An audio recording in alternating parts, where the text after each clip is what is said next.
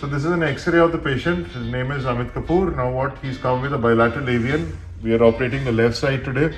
If you look at the left hip compared to the right, complete destruction of the head over here. These are new osteophytes that you can see. The entire acetabulum has moved up. What I have to do is remove all these osteophytes down, get the acetabulum down so that I can get the limb length back. The pelvis is rotated. Once all this happens, the pelvis will also become straight.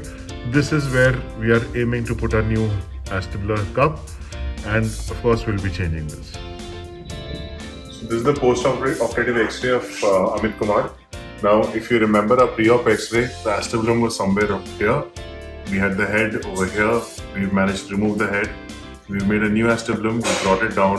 We've corrected the rotational tilt of the pelvis. This is our new acetabulum fixed with 2 parallel screws. This is a ceramic head, this is the stem, and it's an uncemented stem. This is what a perfect X-ray looks like.